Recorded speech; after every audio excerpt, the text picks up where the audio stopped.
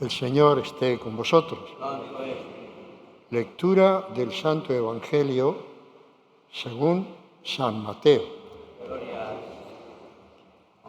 En aquel tiempo dijo Jesús a sus apóstoles: no tengáis miedo a los hombres, porque nada hay cubierto que no llegue a descubrirse, y nada hay escondido que no llegue a saberse.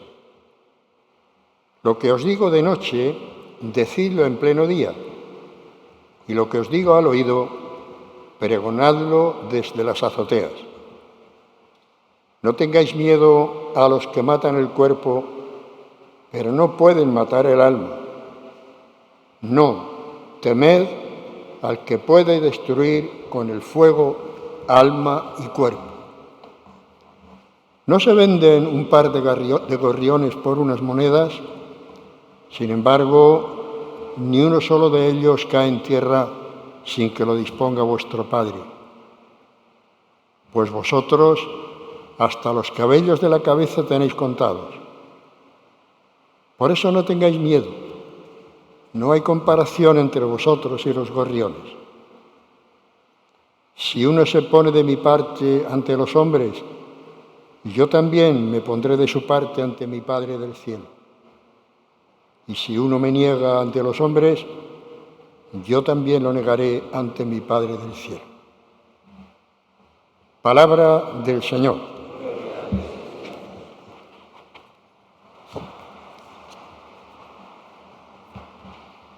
Recordáis que el domingo pasado en el Evangelio proclamamos el momento en el que el Señor elige a sus apóstoles, nos da la lista de los elegidos y nos cuenta cómo el Señor los envió a anunciar el Evangelio.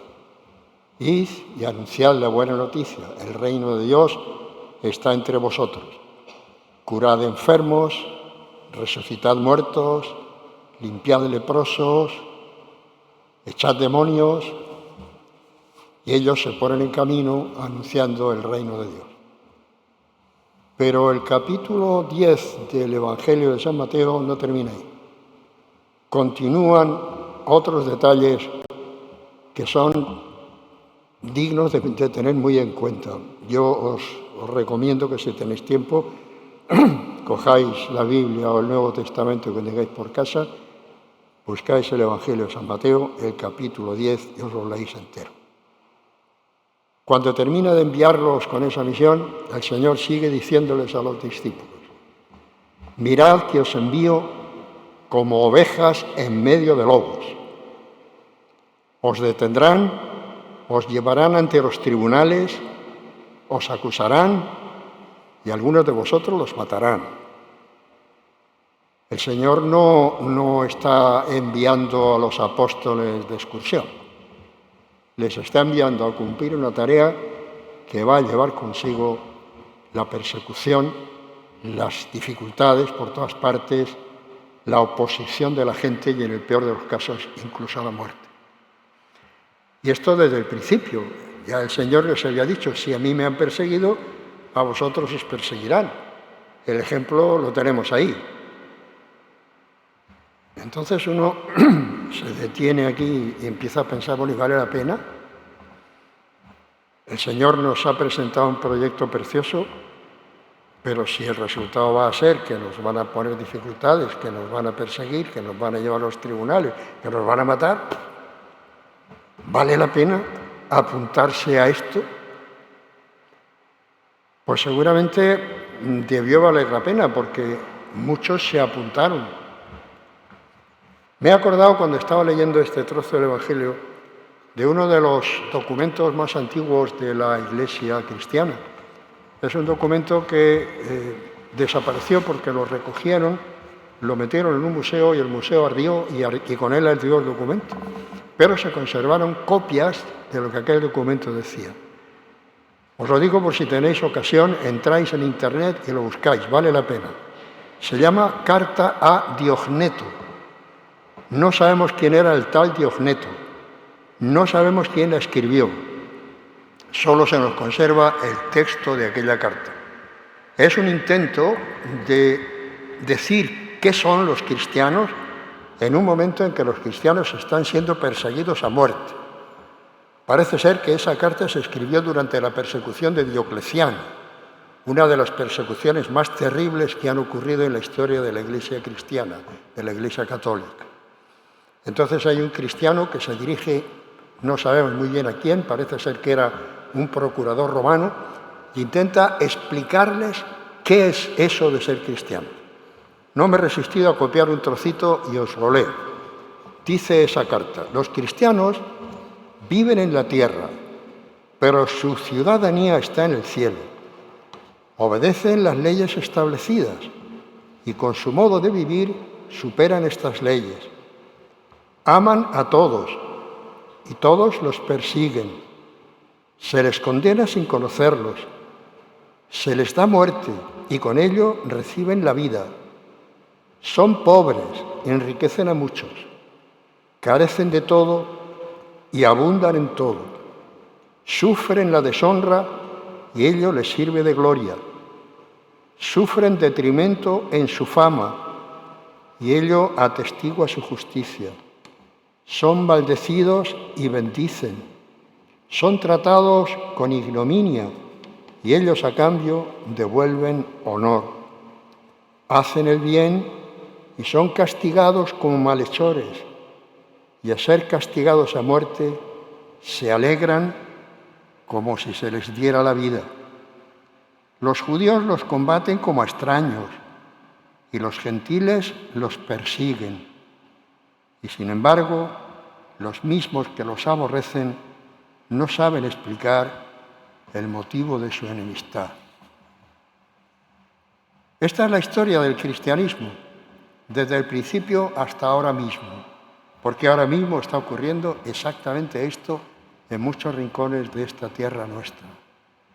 Entonces vuelve la pregunta: ¿vale la pena? Y me viene a la cabeza la palabra que acabamos de oír al Señor: no tengáis miedo a los que matan el cuerpo. Al fin y al cabo, la vida terrena es una vida con final. En algún momento tendréis que dejarla. No tengáis miedo a los que matan el cuerpo. Temed al que puede condenar al alma y al cuerpo al fuego. Tened miedo al que puede quitaros el alma. Y aquí es donde entra la reflexión del cristiano a lo largo de toda la historia. Cuando uno pierde su alma, pierde su condición de ser, pierde su condición de ser humano. Se vuelve, la palabra castellana lo dice muy bien, un desalmado, alguien que no tiene alma. El desalmado es aquel que no tiene en cuenta más que su propio interés, no le importa el interés de los demás. El desalmado es el que tiene como objetivo en su vida la riqueza y no le importa nada a los demás. No tiene alma. El desalmado es el que busca el poder para ser quien se imponga, importándole poco lo que le pase a los demás. No tiene alma. El poder ha sustituido a su alma, es un desalmado. Y así podemos ir mostrando todos los vicios de la condición humana que nos van quitando el alma. Y el Señor les dice a los suyos: no tengáis miedo al que puede matar el cuerpo, tened miedo al que puede dejaros sin alma. Y esta es la historia de los cristianos desde siempre. En medio de las dificultades y en medio de las persecuciones, el cristiano ha elegido tener y sentir el alma. El cristiano, frente al que busca la riqueza, ha dicho: bienaventurados los que tienen alma de pobre, los que tienen pobreza de espíritu. Frente a los que miran con odio a los demás, el cristiano ha elegido mirar con el corazón limpio. Felices los que tienen la mirada limpia, porque ellos verán a Dios.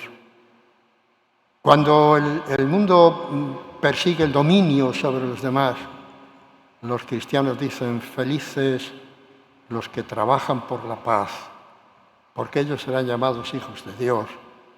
Y así, el cristiano ha elegido tener y sentir el alma que es lo que le da la vida. Esta misma carta de Orneto, en otro párrafo, dice: los cristianos son como el alma del mundo. Así como en un cuerpo, el cuerpo está muerto si no tiene alma, así el mundo está muerto sin la mente y el sueño y el esfuerzo y la entrega generosa de los cristianos. ¿Veis? A esto nos invita el Señor. No nos está invitando a una excursión ni a un picnic, nos está invitando a dar testimonio de un mundo que es rechazado por muchísima gente. Hay muchísima gente que prefiere vivir a su manera y no le interesa para nada el proyecto de amor de Dios. Pero los cristianos somos conscientes de que lo único que da sentido a nuestra vida es justamente este proyecto. Porque cuando prescindimos de ese proyecto, lo que nos queda a nosotros no es más que el odio, el rencor, la guerra, la opresión, el dominio del fuerte sobre el débil. Y eso destruye al hombre. Por eso el Señor decía: no tengáis miedo a los que pueden mataros, a los que pueden matar el cuerpo. Tened miedo al que puede quitaros el alma. Vamos a pedir al Señor que nos conceda su espíritu para que en medio de las dificultades que cada uno de nosotros tenemos, tengamos claro que el seguimiento de Jesús es lo único que nos mantiene vivos, es lo único que nos da y nos convierte a nosotros en el alma del mundo.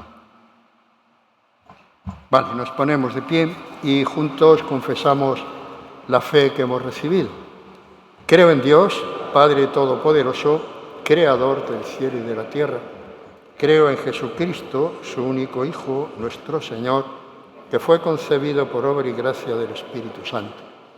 Nació de Santa María Virgen, padeció bajo el poder de Poncio Pilato, fue crucificado, muerto y sepultado, descendió a los infiernos, al tercer día resucitó entre los muertos, subió a los cielos y está sentado a la derecha de Dios, Padre Todopoderoso. Desde allí ha de venir a juzgar a vivos y muertos. Creo en el Espíritu Santo, la Santa Iglesia Católica, la comunión de los santos, el perdón de los pecados, la resurrección de la carne y la vida eterna. Amén.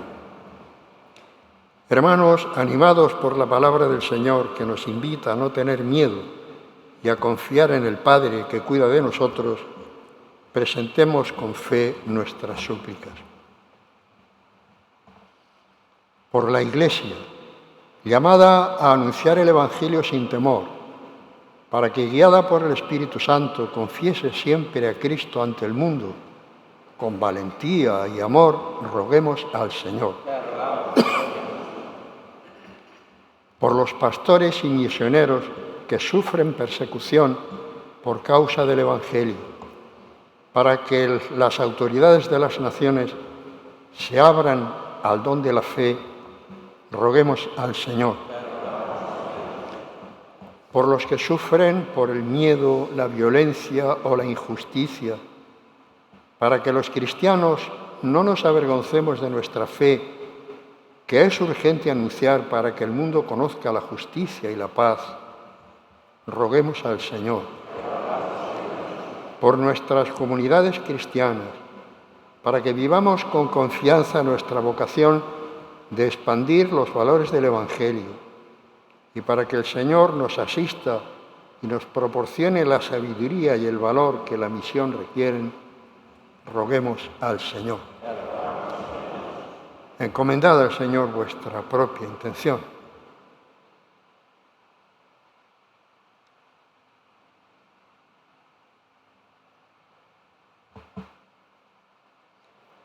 Por estas intenciones personales, roguemos al Señor.